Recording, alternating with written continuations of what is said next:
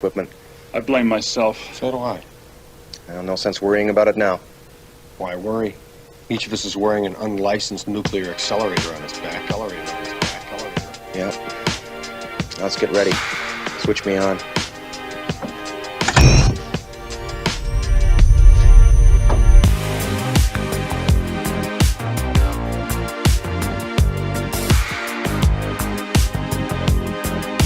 Well, that's great. Either I have a monster in my kitchen or I'm completely crazy. I don't think I'm crazy. That makes me feel so much better.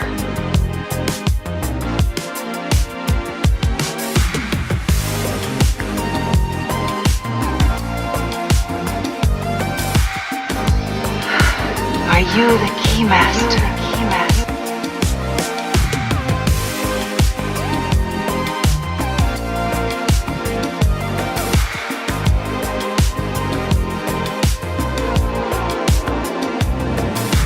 Back off, man. I'm a scientist. If the ionization rate is constant for all ectoplasmic entities, we could really bust some heads. In a spiritual sense, of course.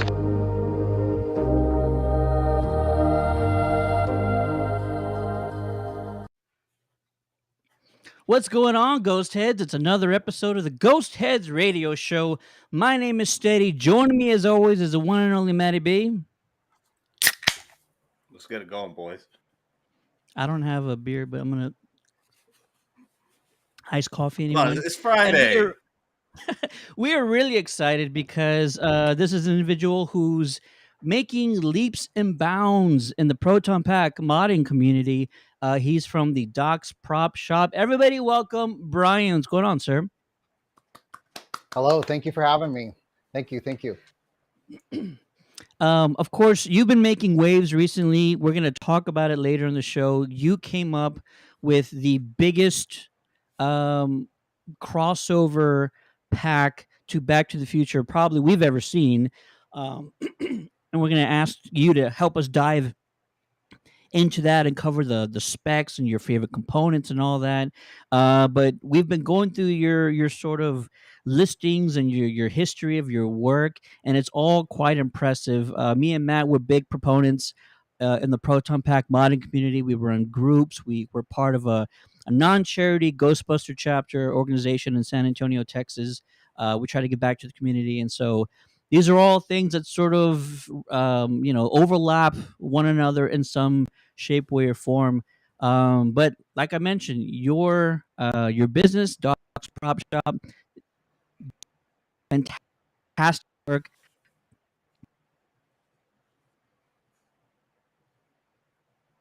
Dun, dun, dun. Sorry Thank you. Sorry about that. Got you back there. Well, thank you. I appreciate that. Your business at Doc's Prop Shop has a slew of just incredible pieces that you've worked on. Kind of want to talk about your beginnings though. How did you ever get started working on props like this? What led you to that? Well, I would say 7 years ago is when we first did the first Futaba, that's Doc Brown's Futaba from Back to the Future that drives around the DeLorean. But actually, it goes further than that to 2011 when I set out and designed a levitating hoverboard, only because I'd never seen one. So we did that, which I still have the board here today. We did do 2 prototypes. We were going to do a V3 in development. And then 2015 came around. A buddy of mine said, "Hey, let's do a remote." And I'm like, "Okay."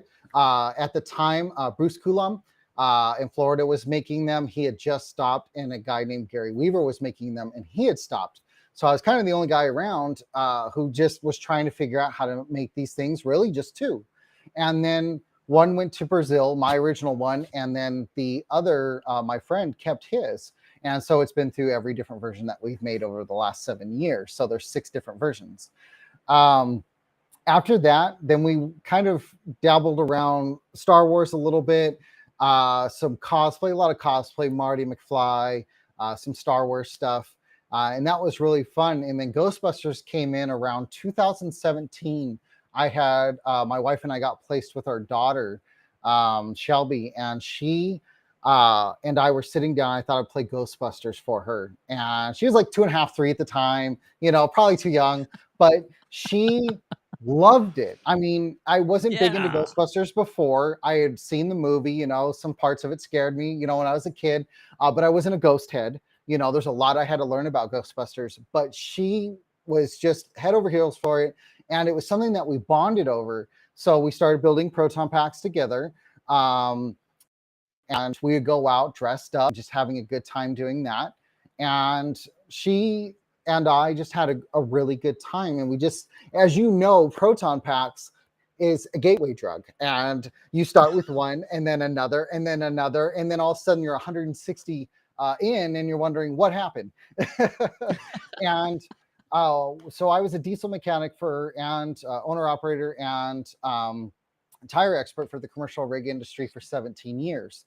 And 2020 came around and we all started experiencing some different stuff through the pandemic. And I told my wife, I said, hey, I really want to start doing props professionally. It was at the point where I was getting noticed. I had worked for Walter O'Brien, making a proton pack for him. He contacted me through Etsy. So he has that on display. And I believe it was on the show Cribs, or an adaptation of Cribs. And so it was something that it kept coming back. And it was like, okay, we're doing another one. And after I worked for Walter O'Brien is when it started to become big, and getting exposure with Discovery Channel, with London Transport Museum is really where it started to take off. And I'm told my wife, I'm like, I want to do this. And she's been so supportive through anything that I've done. We've been together for 20 years now. And I remember her making a comment. She's like, if I knew you were this much of a nerd, remember we're 14 in high school when we started dating. So she's like, if I knew you were such a nerd, I probably would have thought twice. Of course, she's joking, but. Well, she sounds like a keeper if she's being so supportive. So you did well, Bryan. Well done, sir. Thank you. Let's see here. So you've been doing this for a long time. Ghostbusters is really taking off. And before we started this conversation, we sort of talked about all of the resources that are now available. We have companies making proton packs that are easily modifiable. We have really inexpensive proton packs that you can get at Halloween stores, Spirit in particular, and they've gone out of their way to just deliver a high quality product for like the low price, even though they've been making updates and upgrades over the last year and a half. What is it you noticed? What have you noticed in the sort of Ghostbuster accessories and the proton pack community? What have you noticed as far as like all the things changing? What does it mean to you? How exciting is it to you to kind of see things like exponentially getting better over time?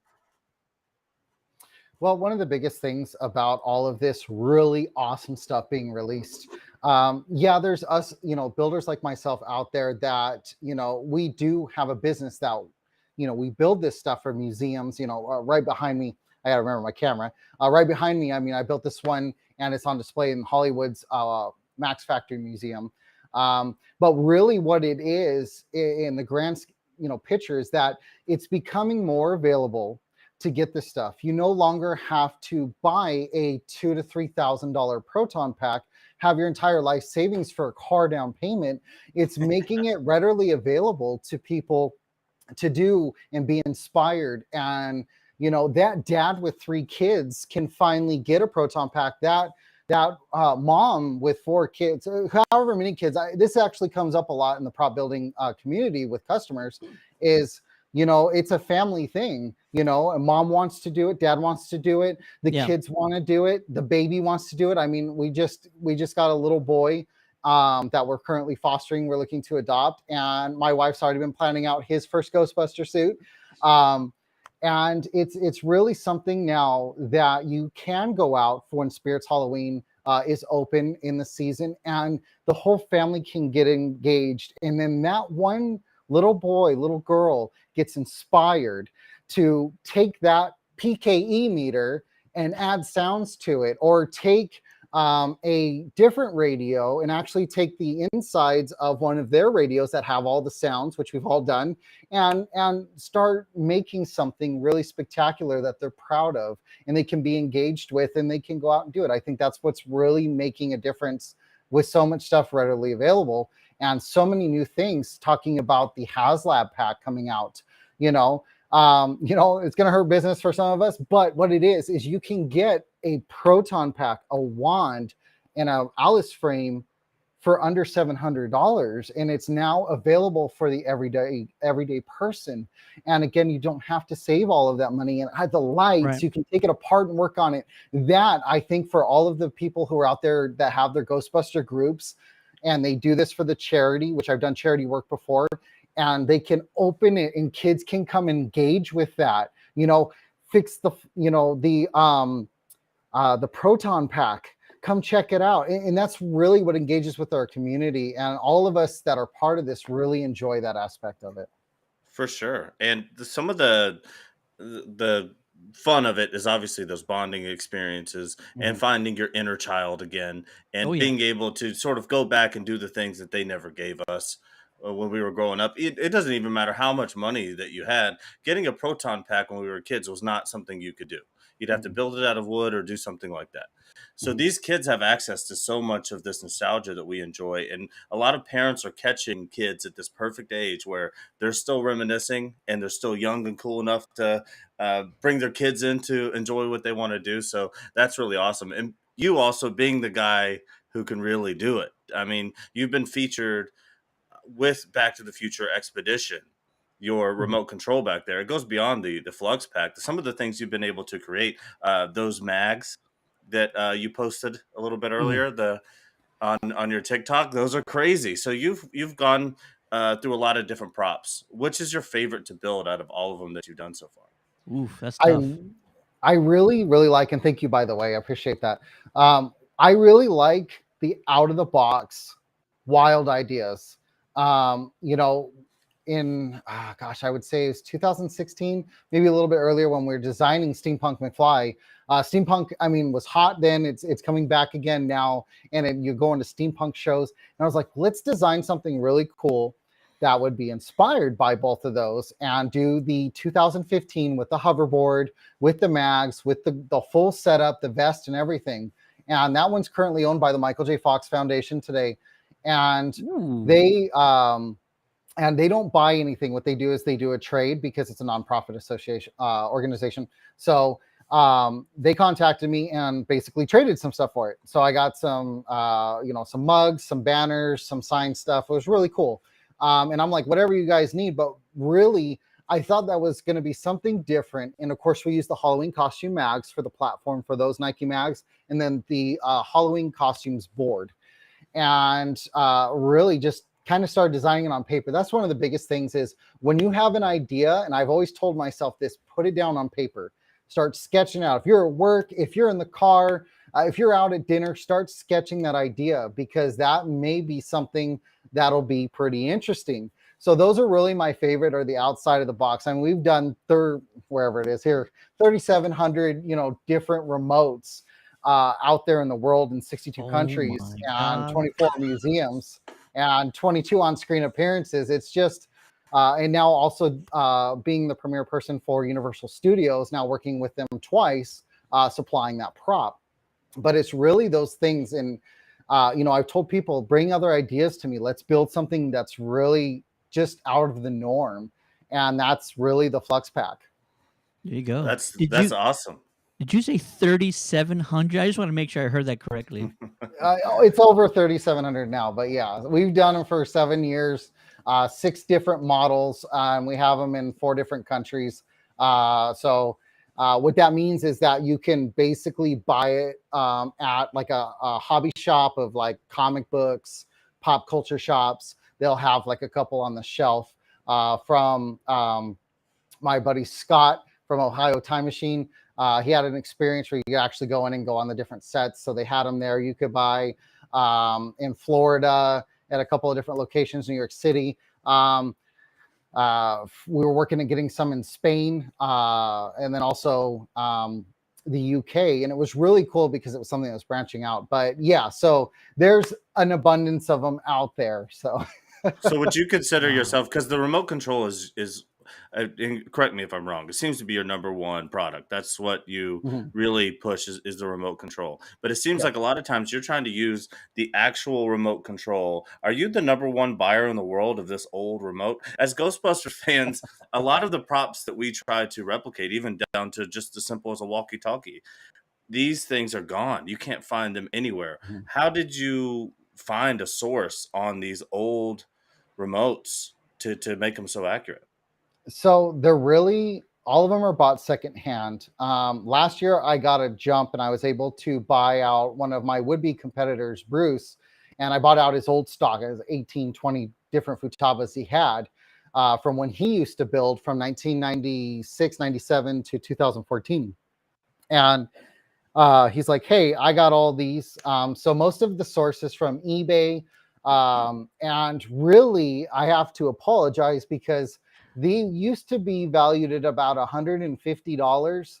And now that people see them being resold, so I sell them for, they started around 900 and for our hero ones, and now they're around 1400. That's just because the Futaba price is raised. I only charge what I think they're valued at. And people have been seeing them being relisted on eBay lately for $2,700 to $3,000, and they always sell. So can I sell it for that price? Absolutely not. That's just not realistic. That's somebody who's not seen my site and doesn't know where to find these at, that they see it as a one-off, on eBay.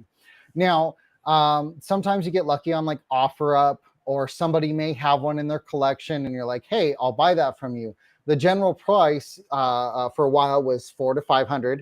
Then it was $600 to $700. So I made them, I inflated them. And so that's what I'm apologizing for, because now they're so astronomically priced for $1,700 just for the transmitter. So sorry, the camera's backward pointing over here, just for the transmitter. And it's really kind of hurt the community for wanting to do this themselves. And I was buying the majority of what was on eBay, and nobody was outbidding me because I was just doing crazy bids to get them. And I started backing off a bit so that way other people could get them. And, what they end up doing is they end up come and buy my kit that I make, so that way they can convert it into to Doc's Futaba. But really just trying to make sure there's more out there. Now, they are very rare. I am working on a book about the prop, the legacy and the history and legacy of Doc Brown's Futaba. I've gotten lots of quotes trying to hunt for the original, trying to hunt for the one that was filmed for the ride.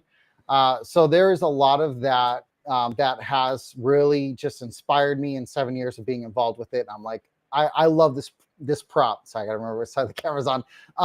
But really with Ghostbusters, yeah, when you're trying to find an original Clippard valve, when you're trying to find an original Stanley SK readout, which is the rarest part of the Futaba, it took me 6 years to finally get one. Wow. And it was from a guy named Gary Weaver and also a guy named Matt who bought it from Gary. So it finally came back to my shop, and I have it in a case right now. And it's one of the most valuable pieces I have besides the screen use remote. But you're right. The cost, building a all parts matching proton pack or Doc's Futaba gets very pricey because what is a Clippard valve up to now? An authentic one is $75, maybe $55. I know I was buying them straight from Clippard for a while. And it really depends. So I'm doing 2 screen accurate, all original parts Futabas for 2 projects, which I can't talk about yet, but I mean, even 1980s Duracells.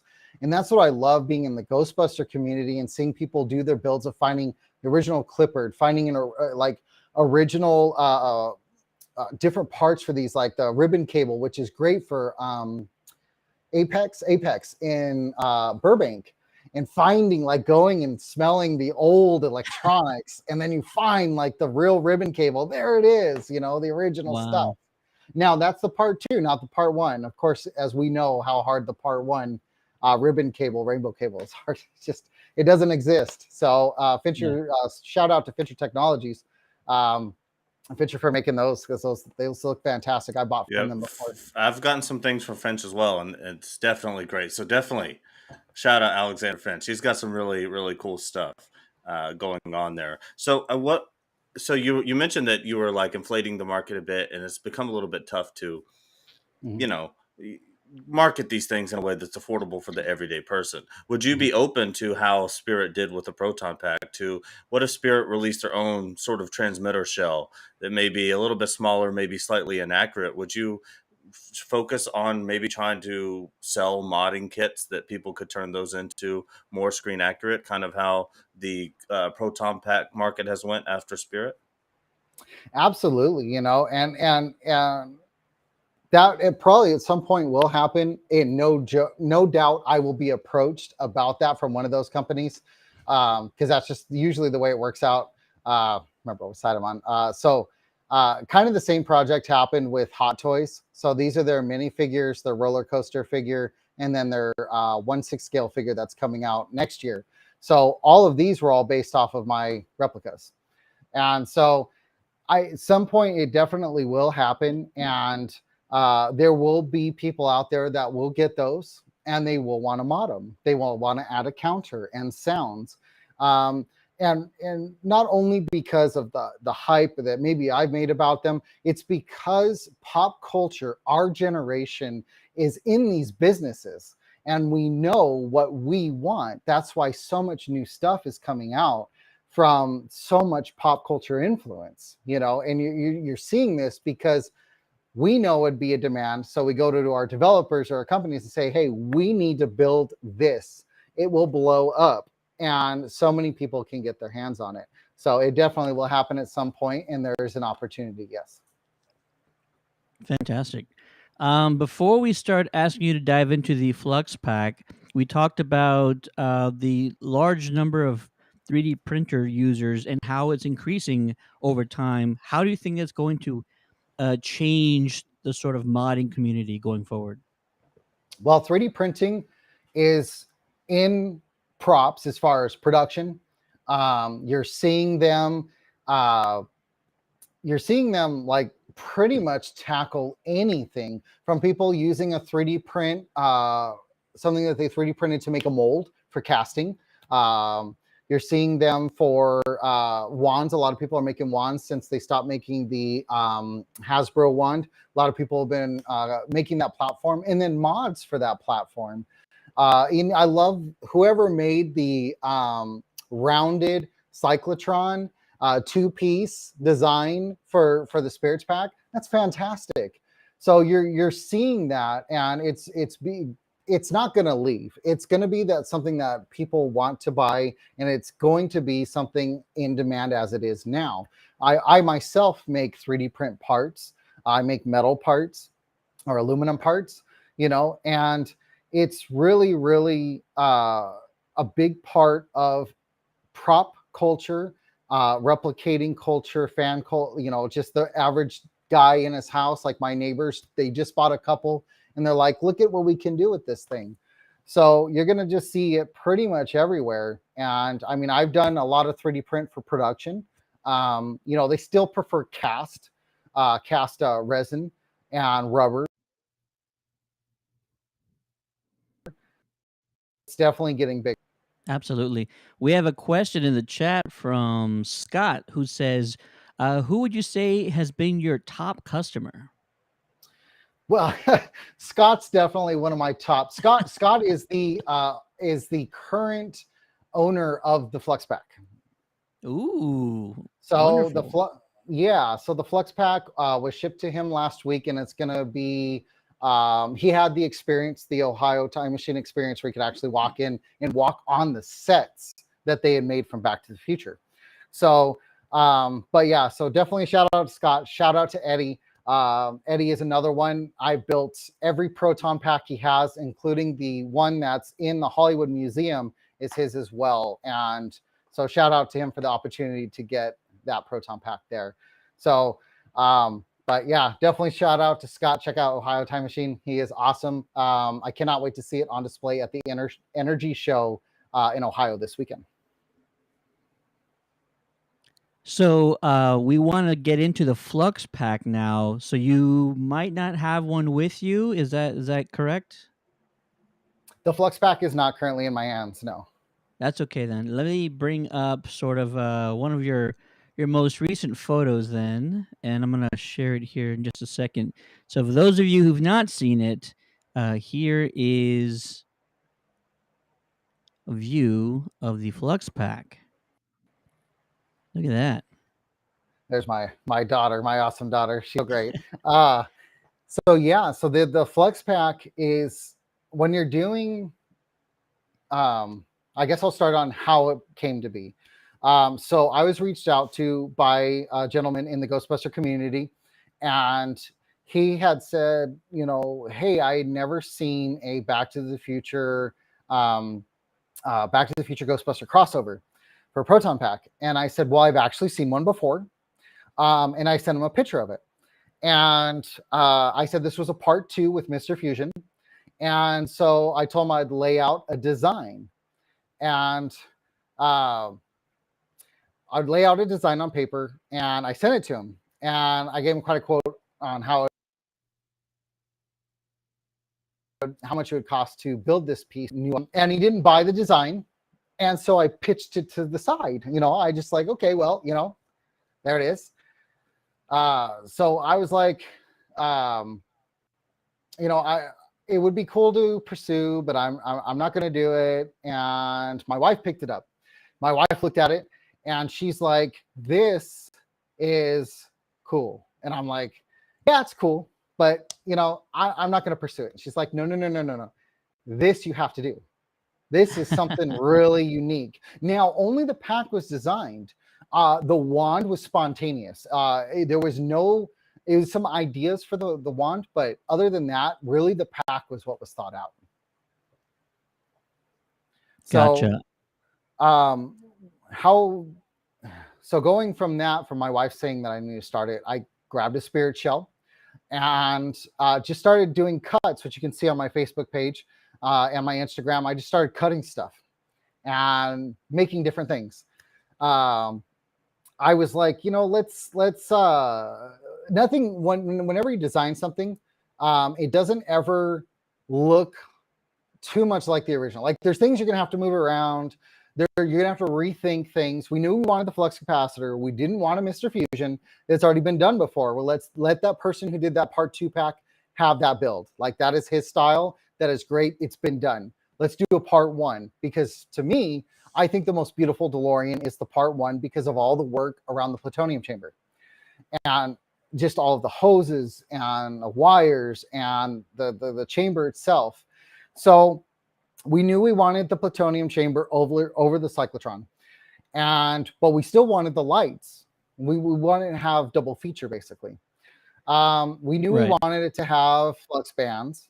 I really wanted, it didn't work out, but I wanted to basically have a plutonium cylinder, and you can remove the cap and actually put the cylinder in there and rotate it and let the plutonium fall in.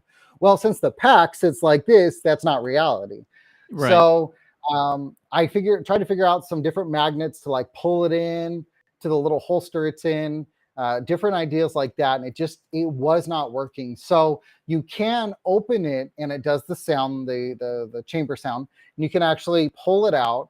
And Scott, my customer, he's like, it would be really cool if it glowed, like when you open it and the plutonium's just glowing in there. How cool would that be? Ooh, yeah. So I'm like, that's a great idea. Let's go ahead and do that. So we added that. I knew I wanted under the DMC. I know I wanted it to have the buttons like the steering wheel. So we wanted to incorporate that. Now, originally the Speedo was supposed to go there, but I didn't like how it looked. I'm like, the Speedo really sits on top of something. It's not installed in something. So it should just be sitting up there and look as ridiculous as it does in the car, but as iconic as it does in the car. So for the ribbon cable, I knew for sure I wanted the yellow wiring that goes on the dash. Right. And so I went down to Apex in Burbank, and I got some real heavy duty wire, which I still have some left right now. And so I basically got a wire junction and just wired that all the way around to try and make a loom for the ribbon cable. And I'm like, okay, so that's iconic. So you're seeing the ribbon cable, but also you're seeing the wires on the DeLorean dash.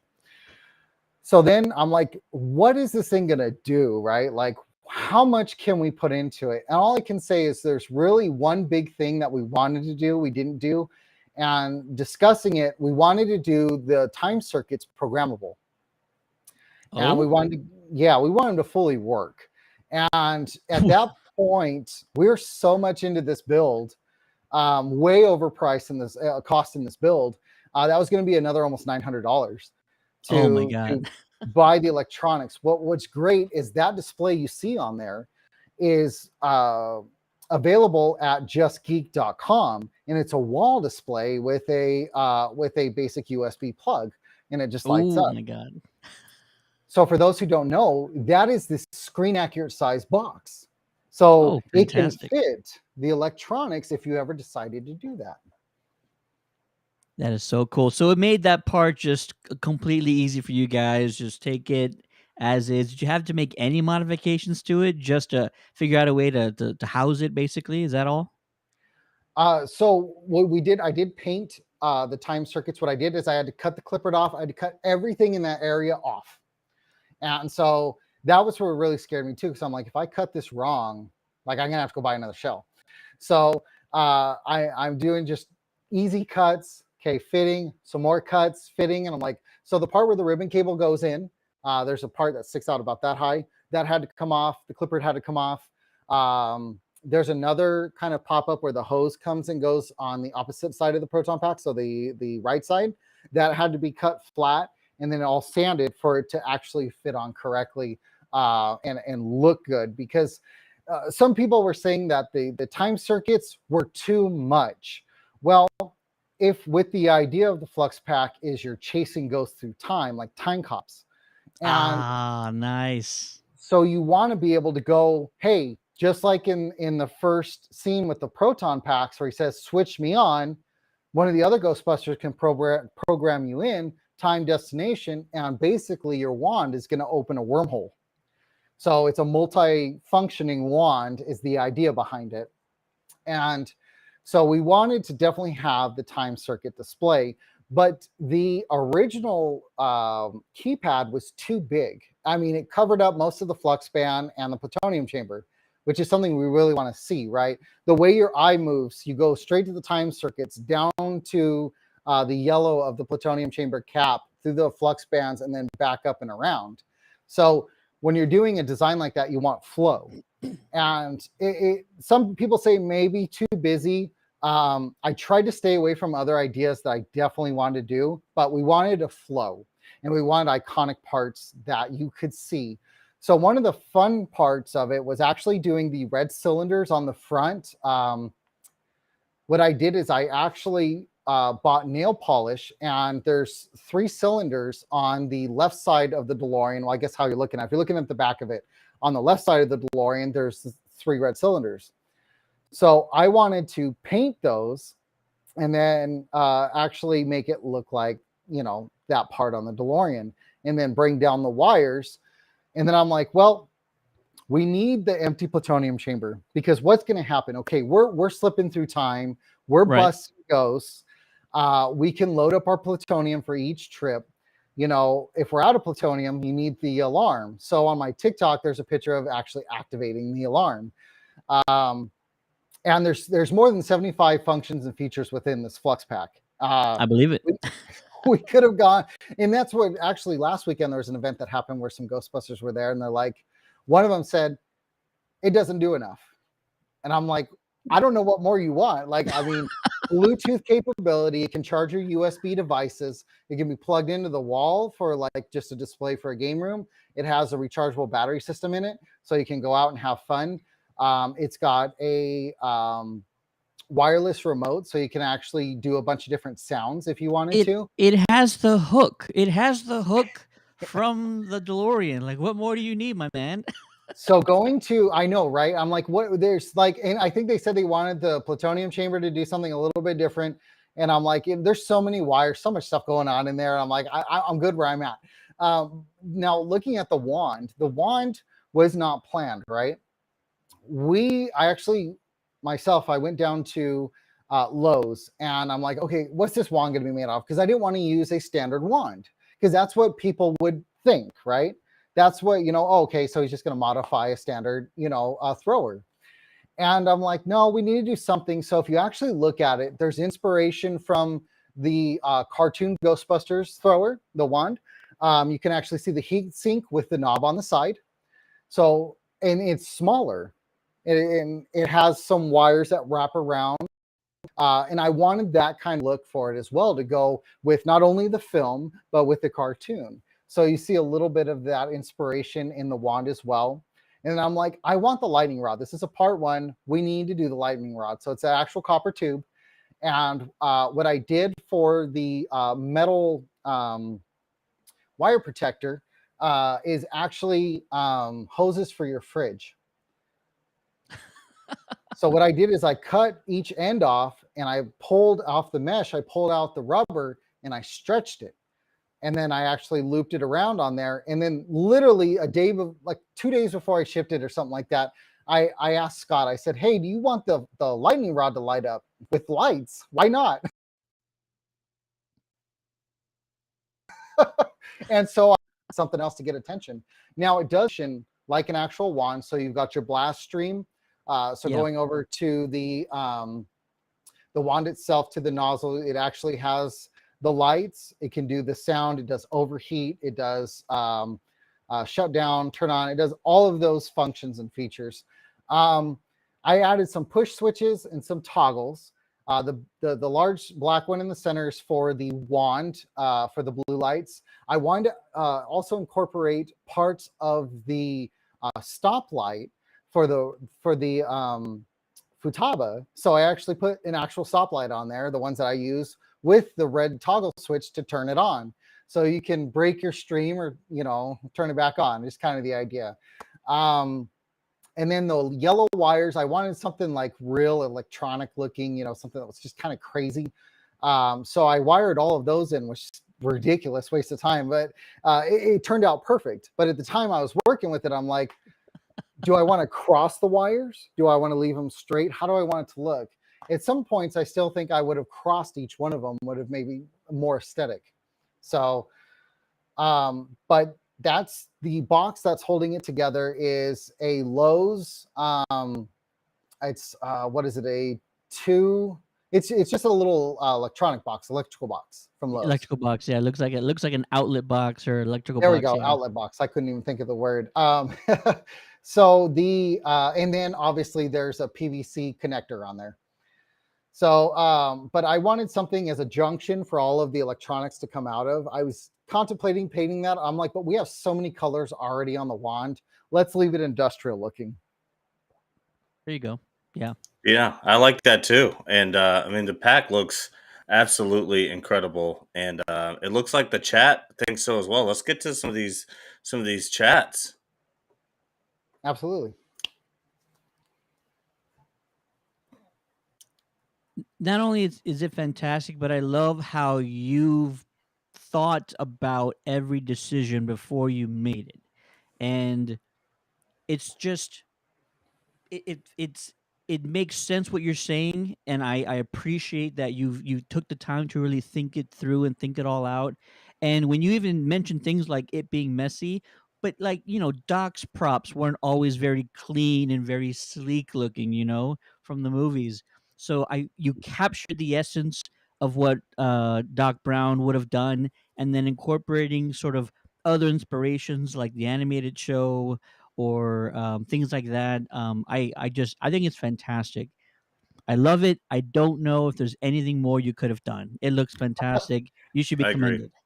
Well, thank you. Yeah, that's where we're at too. And I'm like, if we were to do more as far as adding stuff to it, I think we would have really just gone overboard. I think it accents both genres nicely, both franchises nicely, in the fact of multifunctional.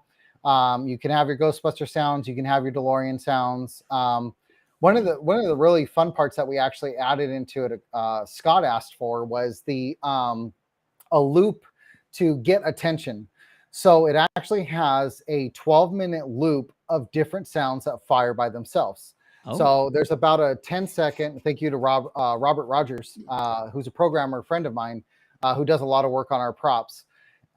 He did all of the sounds, and he worked on all of that, making sure that everything was exactly cutting every single sound, and putting them on an SD card. We put them in, tested them, changed out the sounds. So it actually will do an overheat sound. It'll do DeLorean startup sound. It'll do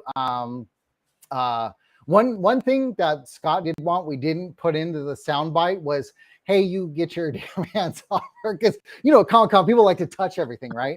So he's like, dude, I would just love if I could push a button and tell somebody stay away, So we were going to do phrases. We actually didn't do any phrases except for the elevator scene and in Ghostbusters, and where they're talking about they didn't really think this out. And that was just kind of a fun part we added to it. But we're going to do butthead, just randomly butthead. Don't be a square, stuff from Lorraine. And but again, I'm happy with where we decided enough was enough and to go with that. Really, the only other change I would do would be the programmable time circuits, is where I would have done. So that's fantastic. It's brilliant. I have one question. The flux capacitor is, the main focal point of the sort of energy of the DeLorean, whereas a cyclotron is sort of the focal point of the energy from the proton pack. Did you ever have a concept in your head about putting the flux capacitor where the cyclotron should be and having sort of a merge of those two in some way?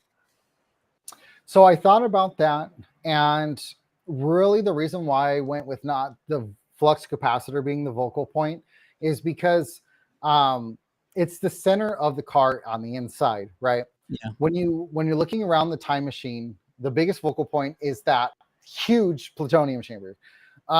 And that's what I wanted to speak the most. That's why I wanted to be the most interesting, because the flux capacitor is great. It lights up and it zaps, but there's not really too much more you can do with it, and it will charge all of your USB devices. So, it actually does work as a charging unit. So when you're at Comic-Con, you can charge your friend's phone, you can charge your phone, whoever, Amazing.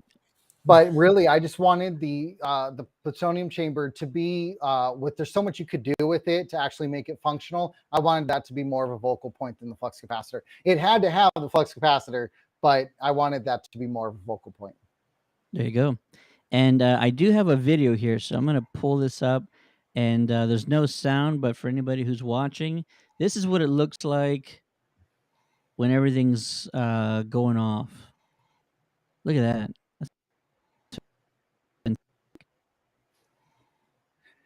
Yeah, and pulling together all the lights in the working Speedo. I mean, you could do the sound. I knew I wanted the Speedo somewhere.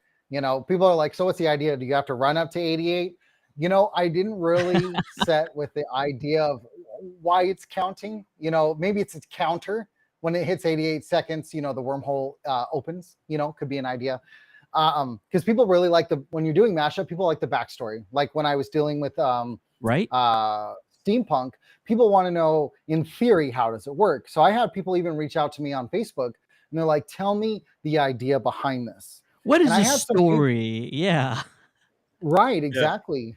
Yeah. And a couple of writers contacted me and they're like, hey, I write and I do like science fiction stories. Like, what's the idea behind this? If you were incorporating it into a story or an episode of the show for Ghostbusters. And I said, well, basically they come together, they invent this thing. They're able to, because ghosts are interdimensional. Ghosts can also time travel. What if that got out of hand and you needed somebody's help that knows how to travel through time? You're going to go to Doc Brown, right? And so you're going to make your travel all the way from New York to California or to Hill Valley. And you're going to say, hey, I got this idea. We got ghosts going all over the place, causing all kinds of problems. We need your help. And So kind of laid down an idea behind it, but you could basically think as the speedo as a countdown or a count up until it activates. When it hits 88, the wormhole opens. And then with the lightning rod was the idea of, well, if you're out of plutonium, same as the film, there's going to be a storm anywhere at some point. You just stand out there and bam, you're gone. Yeah, I just thought of it as kind of like, I guess a little simply, because when I saw the video, I just assumed, there's in real life and practicality, there's a small engine running inside of the pack. Once it gets up to 88 miles an hour, then you're good to go. So I mean, there's a lot of different ways that you could take it. You could go with it. You did about as much as you possibly could, and on such a small frame as a spirit pack. It's not a lot of space to deal with. No, there isn't. Exactly. And that's what I'm hoping is people will see it and we can see their adaptations of it. And really the possibilities, and I say this every time I do a post, the possibilities with these spirit shells are endless. Mashups are so much fun. I want people to see it and just get inspired and see what they do and ideas they come up with. We're already designing a part 3 pack. So I was just about to ask about that. Is there any other versions of this in the making? So that's really cool to hear. Well, 2's already been done. And again, like I said, I didn't want to copy or do any spinoff of his version because that's his, hey, that's yours. This is my idea of it. And a part 3 is going to be inspired between steampunk 1885 and really the center vocal point on the plutonium chambers. I want to have the white and the red of the rim because that really got your attention on the 1955 DeLorean. And so I want to incorporate that. We have so much work that's coming into the idea of how we're going to run vacuum tubes, how this really inspired steampunk inspired proton pack is going to come together for part 3, but it still has to incorporate everything that you saw in it. I know part 3 is not a lot, it's not the favorite one for most people, but I love the Baja off-roading DeLorean. I thought it was awesome. Absolutely. Oh man. Anyone else in the chat? If you have questions for Bryan, go ahead and drop them in the comments. Also, just let him know what you think about the Flux Pack. Tremendous. Absolutely. Thank you again. I really appreciate it. It's out there for everybody to enjoy. Again, take inspiration from it. I know that Ryan Jordan, who designed the STL files for the 3D print, will have a store available where you can buy these and make something of your own. Ooh. So I don't know it's just a download STL file. You can design your own Back to the Future inspired pack. He did a tremendous job on it. So shout out to Ryan. And really, I kept taking stuff to him like, hey, can you change this? Can you make this bigger? Because all of the plutonium chamber had to be done by 3D print. I mean, there's no other way to make all of that. So every piece, all the way down to the cyclotron, is all designed files by him. So, Brad,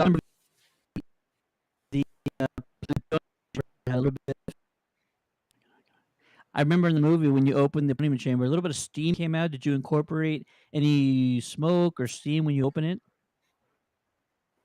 Well, we're talking about that. As you know, the best place to get smoke systems is from Ghostbuster gals. Ghostbuster community is the best place to get them. At the time, I didn't have access to get one. I thought about that because a lot of people are saying, well, you should add to the vents or somewhere have it vent after it does the 88 run up. And I already had so much as well inside that pack. There's a video on TikTok where you can see the inside workings of the pack.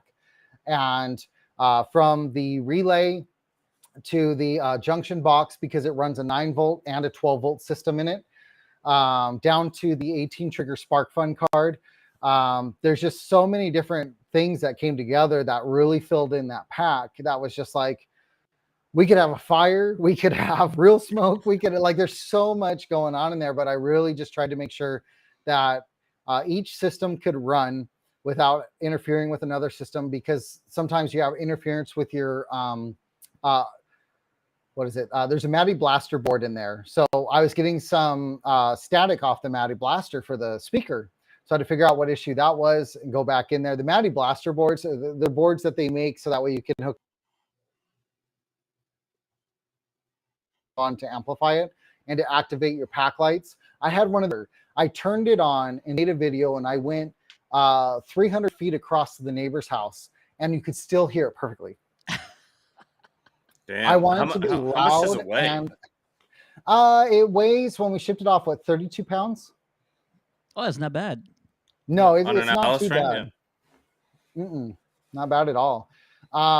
So this side, also on the side where the red and blue wire go, which you see the metal mesh, those are also from a fridge connection as well. That is so cool.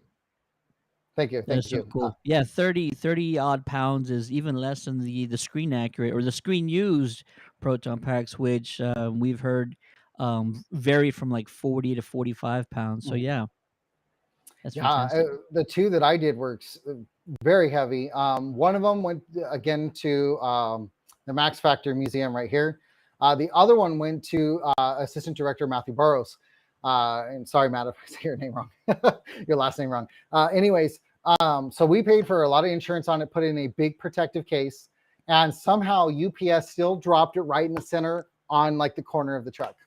No. And damaged the wand still. And I'm like, oh my gosh. Oh, Jesus. And it was 42 pounds. Wow. So, but we put like 5,000. No, maybe it's probably like $3,500 worth of insurance on it. So you always have to insure any of that stuff. I mean, I've moved screen use props that have come for restoration. Really, that tracking and insurance is very important. And I like to deliver stuff myself, but again, I sell worldwide, to so many different countries. And shout out to Papua New Guinea. Thank you for being a new country to the Doc's Prop Shop, because I never sold to Papua New Guinea before. That's awesome. Bravo. Welcome. I didn't even know they had family. computers. Welcome. Yeah. And then we had, what was the other one? There was another one that surprised me that we got an order from South Korea. All right. South Korea. So anyway, shout out to them. Thank you for joining Doc's Prop Shops family. Welcome. And the clientele gets larger. Let's see. We're on the precipice of a ton of Ghostbusters content that's coming our way. 2 new video games, a VR experience, a movie that's on the way, all of which are expected to have sort of new props, new accessories, new packs. Do you see yourself being extremely busy in the next few years trying to keep up with all the new material that's coming our way? I hope so. I hope we get to the point where we can actually start getting in stuff, so that way we can do the modifications, because the electronics this year has been really a killer. Last year was nuts. This year definitely has been slower just because we can't get supplies. Right. You wait 6, 7, 8 months for stuff to come out. Everybody in the Ghostbuster community knows this with the Spengler wands. Spirits finally just started doing restocks again. It's been a 8th month hiatus from them. So I do see if stuff comes. I know people have already contacted me about doing mods to the HasLab pack. I'm already on their speed dial, and I'm like, we'll see what we can do. I think it's awesome the way it is. Maybe a different paint job, adding some texturing and weathering. But other than that, I mean, that piece, you can already take it apart, has switches on the inside. It's going to be the perfect Ghostbuster fanboy, fangirl dream. I mean, nothing has ever been available to take apart, right? That you could buy. And that is a huge thing. So Reitman's just been doing perfect with all of these ideas, knowing that the Ghostbuster community is starving for this stuff. They want more. Star Wars is getting all of their stuff from Disney. Shows all the time. We want to see that. Where's the show that was, I can't remember the name of the show for the Ghostbuster show in the 90s. The one with the college kids right there taking it over. Like, why don't we see Ghostbusters? Extreme Ghostbusters. Why don't we see a live adaptation of that? I love the Ghost Trap in that show. I had the toy that I think it was really cool. Yeah, it's like the triangle. Yeah.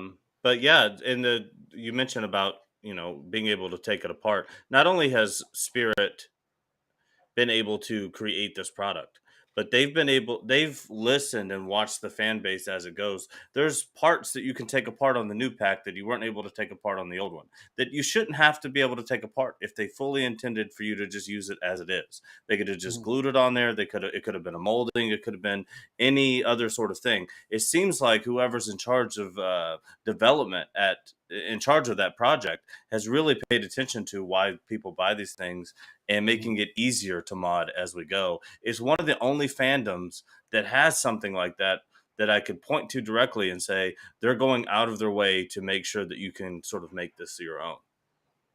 Absolutely. And that's what's so great about it too, is again, get your son, your daughter, the whole family involved with this. It is so much fun in their spirits packs. They don't cost that much. Let your kid have at it. My daughter's My Little Pony Proton pack is the love of her life, and it has one of the newer ones that came out with the like a growling Slimer, the ones that were at Target. That's such a fantastic one with all the attachments. Really great stuff that you can get involved with your kids, and just teach them about stuff and learn together for the love of Ghostbusters and learning how to mod. And really, that's what I'm on so many groups, and I love seeing what people do, what comes out of their mind. Like, what is that? I think there's a Harry Potter pack that was being planned. Somebody was working on. There was a Doctor Who proton pack. Really cool stuff. The sky's the limit. Grab them. The opportunity is yours. Get your kids involved. Get that bonding time. Yeah, absolutely. This is the golden age of the Ghostbusters franchise. And I say that because finally, like, the potential is at least being attempted. We're reaching for what the potential of this franchise is, whereas franchises like Marvel and Star Wars, they've been exceeding their potential for so many years now. But Sony has really finally paid attention to the Ghostbusters fan base, and they're giving us so much content, variety of ways. I mean, we're talking about 2 games and a 3D experience, all coming in, a matter of months, if not in the next 6 to 8 months. I think that's fantastic. At least 1 or 2 more shows, and then movies nonstop from here on out is what I think they're going to be doing. So cannot wait. It's very exciting. Bryan, we want to thank you, man. Thank you for joining us. Thank you for giving us a look into how you got started, and thanks for going over the Flux pack with us, which is by far one of the greatest achievements in Proton Pack modding we've seen today. It's absolutely fantastic. Cannot wait to see what else you got going on. It's all very exciting. I can't wait to see what new challenges you take on going forward, man. Well, thank you. And thank you for having me on and discussing it. I just hope that it inspires people to do more crazy, wild mashups and really enjoy it. That's what it's all about. It's about the fun and the passion for Ghostbusters. And again, thank you both for having me here. And it was really great. Thank you. Absolutely. It was fantastic. We want to have more guests. And as we get into I'm doing another round of a Proton Pack beauty contest, and I'd love to have you as a guest judge on one of the episodes there we go. to go through some of the submissions and what you think. I know the Back to Future Pack will probably make another showing. The guy in our group who made one, Dylan. So whenever we start to break that down, we'd love to have you back and kind of go through some of the mods and give your critique. Absolutely. I'd love that. Thank you. Last but not least, before we get out of here, for those of you watching this video or stream at a later time, the Ghostbusters San Antonio will be having a Comic-Con after party next Saturday, August 6th, at our favorite Ghostbusters speakeasy, the Kung Fu Saloons on the northwest side of San Antonio. Address is there below, 5531 North Loop 1604. There will be Ghostbusters themed cocktails, photo ops with our team, DJ, free arcade games, and live body painting. You guys can see that, and the Ghostbuster Speakeasy itself. This is a fully themed interactive experience with a containment unit, Terror Dog, Stay Puft Marshmallow Man, Vigo painting, Statue of Liberty coming through the ceiling, Slimer, yeah, the whole thing, the whole shebang. Wow. That is next Saturday, August 6th. We will be on location at the Superhero Car Show and Comic Con.